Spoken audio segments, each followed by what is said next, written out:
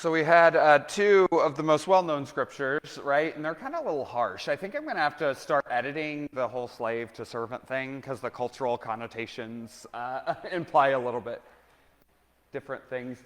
You're giving me a funny look. But yeah, those are two of the most well-known passages in Scripture, right? We talk about them quite a bit. We go through them. Every giving campaign has to have the phrase, "We love a cheerful giver," right? It's kind of the standard stuff. So before we start, let's go turn to your neighbors or those around you and have a little discussion question. When you hear the phrase, "Give all you can," what comes to mind? You can also talk about what you heard in the scriptures, good or bad. So go ahead and chat it up a bit.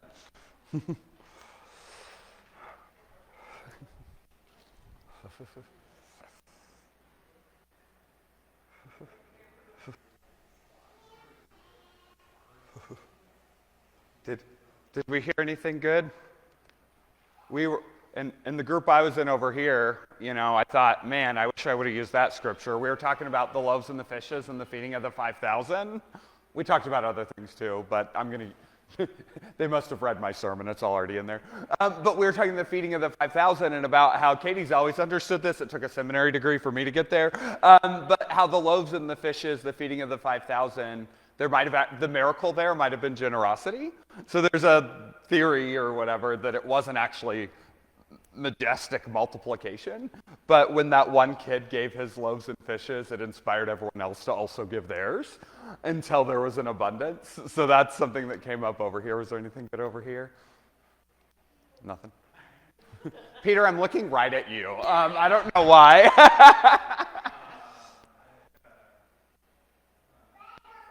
Sasha.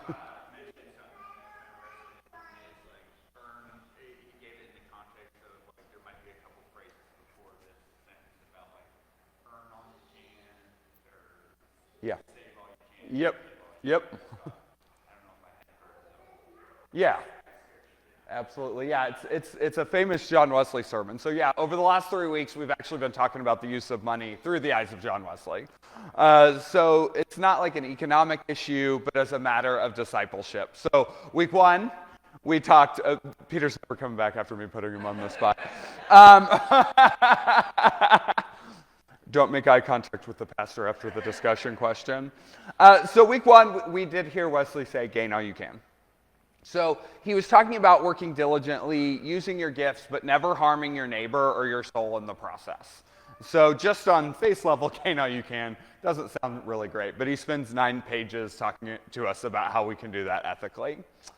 Week two, so last week we talked about save all you can. And that wasn't talking about hoarding money. That was talking about spending intentionally, resisting waste, living within our means, so our lives can serve a greater purpose. So today we're circling back to the give all you can. So these 3 rules aren't about getting rich or necessarily giving it all away. They're just about alignment. So they're about living so that your money, your habits, and your heart all point in the same direction.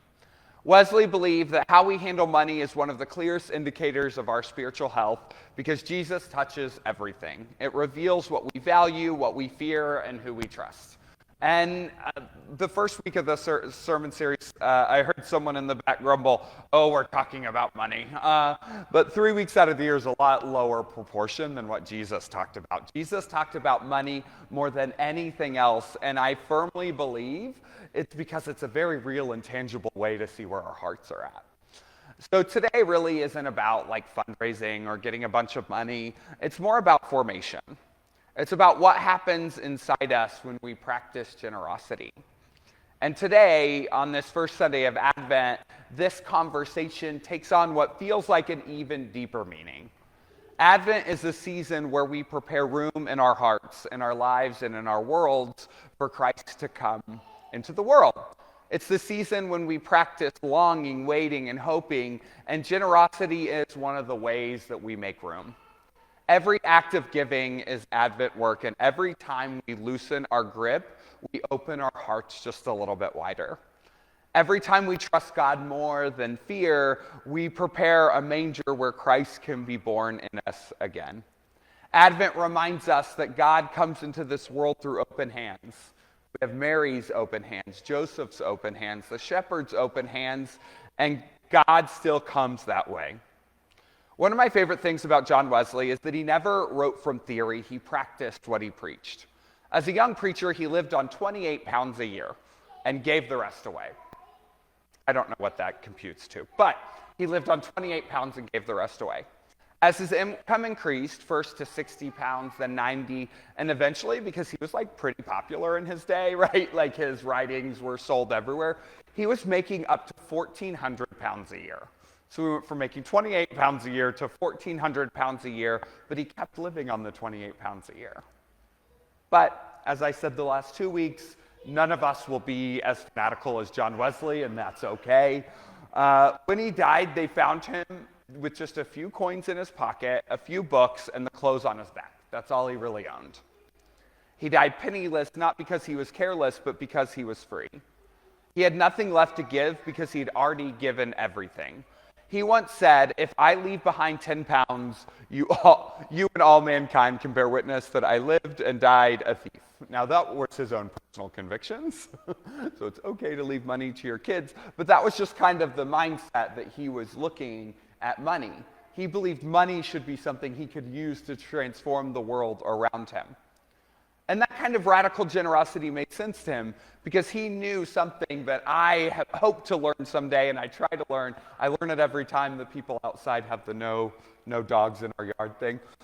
Is that we don't really own things. We're just stewards of things, which is a pretty big mindset shift. But Wesley was also a realist, and he warned that if Methodists became too industrious and too thrifty, we would inevitably become rich, which was a big fear of his, is that the Methodists become rich, because at the time he was looking at the Church of England, who'd become very rich and didn't create room for the poor. And when we became rich, we would forget why God blessed us in the first place. So his fear wasn't us having money. His fear was that money would lead us to forget why we were blessed. And to some degree, he was right. As Methodism spread across the world, it built schools, hospitals, and universities, but over time, we grew very comfortable. I remember my first day in seminary, my New Testament professor said, "What does UMC stand for?" He was a black Anabaptist, so he was from a black liberation theologian, and someone said UMC, and he said, "No, it stands for the upper middle class." We gained all we could, and we saved all we could, and somewhere along the way, we forgot to give all we could. And that's why this sermon mattered, because somewhere Wesley's fear in some spaces becomes somewhat true. And now it's our turn to kind of take a little bit of that corrective. Wesley said that you might as well bury your money in the ground or hoard it in a chest. Not use it for good is to waste it. But why? Why is giving so essential to our spiritual health? Well, honestly, it's because generosity shapes us. Every act of giving is a small act of surrender. It's a moment when we choose trust over control, when we decide on a capitalistic system of worth, where every dollar must be traded for my own advancement, but that system is broken. When we give, we loosen our grip on the myth of mine. We participate in the divine rhythm of grace, receiving and releasing over and over again. We do it with love, right? We have to give love in order to receive love. We've talked about a few times here, we do it with forgiveness. If we don't give forgiveness to others, it's hard for us to feel that forgiveness within ourselves. We do it with care. We all know the person who's like, "Don't help me at all," and they really need help. But we also do it with money. That's why generosity feels both risky and freeing. It's not just about meeting needs, it's about becoming different kinds of people. And we were actually kind of talking about this before, is that we all know the difference generosity makes to someone's spirit. We know that person who has money, real money, but lives with a stingy heart. The one that sends you a Venmo request for $4.25 after they offered to pick up coffee. We all know them. The one who insists on splitting the bill to every penny, who measures every gesture by what they get in return. You can feel the tightness in them, the guardedness, the smallness of spirit. They might have everything money can buy, but they move through the world like there's never enough. They're probably also the person who won't agree to come help you move, right? They won't watch the kids. The way we interact with money a lot of times gives us a really great view of how our spirit sets. I have a friend like that. I'm not going to give his name, but it creates a weird tension in our friendship. I feel like I'm always offering to pay. It's just kind of natural to me to if we're out, to grab 2 Red Bulls, one for him and one for me, but he never does the same. And so over time, I've kind of started mirroring his actions, and it feels like it's created a distance in the friendship that I can't quite explain. And then there's this other kind of person, the one who doesn't have much, but who always seems to have enough to share. They're the ones who, when they're out for drinks, come back from the bar with that extra Red Bull in hand, right? Because they already know. They're thinking of others first. And that's ultimately what the whole Christian experience kind of teaches us. They're the ones that pick up at the tab, even though you know that money might be tight. They're the ones who make generosity a way of being, not just a line item or a budget. And you can feel it, right? The lightness, the joy, the openness, and the freedom. They move through life like they've already got everything that they need, and that's the difference between people who use money to control and people who use it to bless. My mentor, James, is kind of like this. You might know him. Any of the people who've been Methodist for a while knows my mentor, James. He's a pastor, so he doesn't have a lot of extra income. But what he does have, he's very generous with. Like one year at annual conference, I was still in seminary. I was working like quarter time. The church I was at only had enough money for a quarter-time pastor, right? So they couldn't pay for me to stay in Schaumburg or meals or any of that. And so he slipped me a check and insisted that I take it to cover gas and food. And then he also slipped me another check for the church that was struggling. When we go to lunch together, I have to sneak my card to the waiter or waitress because he always insists on paying. Do you have a friend like that? It's probably our moms, right? And it's not transactional. He just seems to always think of others first. This attitude isn't limited to his finances. It feels like it's his whole person. He gives freely of his time in mentoring me. He could just do the bare minimum, but that just isn't his style. I joke that since he doesn't have any children of his own, he treats all the people he mentors like they were his kids. His joy and support radiate his whole being. James is the perfect example of how generosity enlarges the soul. My other friend is a great example of how it shrinks it. And that's why Wesley didn't end his sermon with the giving portion or the saving portion, because earning and saving, if they don't flow into giving, can turn into greed. He knew that money, like water, stagnates when it doesn't move. When it flows outward, it gives life. When it stays trapped, it begins to rot. Give all you can, Wesley said, or in other words, give all you have to God. He meant that our entire lives, our labor, our resources, our love, all those kind of things that we were talking about before, there's more to give than just money, right? Should be directed towards God's purposes. Not because God necessarily needs our money, but because we need to give it, because it transforms us when we're generous. And Wesley knew then what neuroscience has only recently discovered, is that we are created or hardwired to give. It's what our brains actually want us to do. What Wesley learned through intuition in the 1700s, scientists are actually now proving. A few years ago, the Wall Street Journal published an article titled Hardwired for Giving. In it, researchers found that when people give, when they help a neighbor or support a cause or act generously, so all of these other ways to give than just finances, specific regions of their brain actually light up. And I struggled to say this in front of someone with a PhD in biology, but I don't even know what a PhD in biology is. But it's not neuroscience, I know that much. The same reward pathways activated by delicious food or listening to music or being with someone you love are activated when you give. One researcher put it this way, helping actually makes our brains happy. In fact, they found that generosity activates the mesolimbic region of the brain.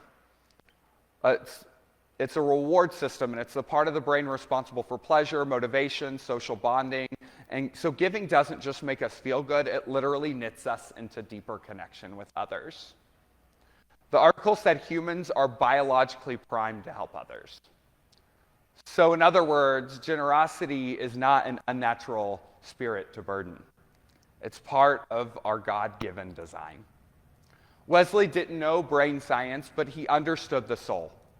He knew that generosity enlarges us because we were created for it. He knew that giving aligns us with how we were made, and withholding makes us spiritually smaller. So when we talk about giving all you can, we're not talking about forcing something against our nature. We're talking about living more deeply into our nature, into the way that God formed us to be. Generosity doesn't just bless others, it also heals us. It frees us. It awakens the parts of our spirit that were meant for love and connection. That's why Wesley insisted, not out of guilt but out of liberation, that giving is one of the surest paths to joy. Through Wesley's eyes, giving isn't about the church budget, it's about the believer's soul. He saw it as one of the key means of grace, a tangible way of being sanctified. When you give, you're saying, I trust that what I have is enough. When you give, you're saying, I will not let fear rule all of my decisions. When you give, you're saying, I am a steward of resources, not an owner. And over time, these choices change us. They make us kinder, humbler, more pleasant, more compassionate. They make us look just a little bit more like Jesus. That's why Wesley said giving is the culmination of Christian prudence. It's not the end of a financial plan, it's the fulfillment of spiritual calling.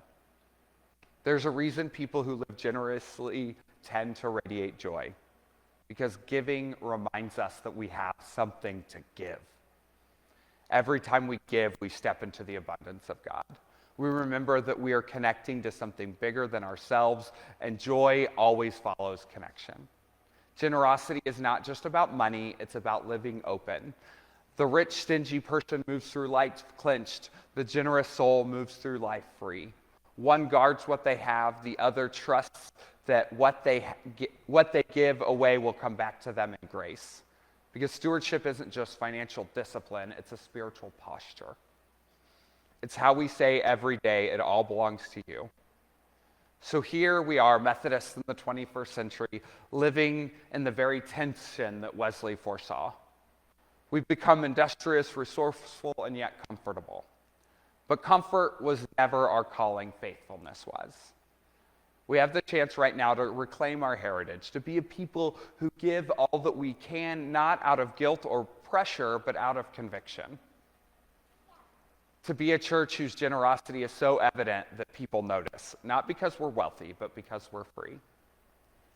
A church that uses its resources to bless others, a church that teaches its children that faith and generosity belong together. A church that keeps its building beautiful, not as a monument, but as a means to welcome our community. So here's where we've come full circle. So this year, our stewardship goal is simple, to raise an additional $5,000. $2,000 will fund a new monthly children's program, someone who will help our volunteers disciple our youngest members, shaping their faith and giving their parents space to worship. The remaining funds will refresh our sanctuary, so repair some lights, restore the stained glass, and make our prayer wall a place of beauty and peace. Small projects, but really meaningful ones. They're how we use what God has given us to build up the next generation and make sure that everyone that walks through the door feels the presence and welcome and grace. So today I'm not asking to give out of guilt. I'm asking to give out of gratitude. Give because it changes you. Give because it frees you. Give because the person you are becoming through generosity is the person who God created you to be. When Wesley died, he had nothing left except the movement he began. He died with open hands, and that's really the goal of all of discipleship, to die with open hands and an open heart, having used what God gave us to make the world just a little bit more whole. And that's what it means to give all you can. It's not about emptying your account. It's about emptying yourself of fear. It's about letting generosity shape you into someone the world needs, someone whose presence makes life lighter, freer, and more generous to everyone around you. So may we, Holy Covenant, follow Wesley's example when we gain all we can with integrity, save all we can with intention, and give all we can with joy. May our grace be an act of freedom, may it bless others, and may it make us more like the one who gave us everything in the first place.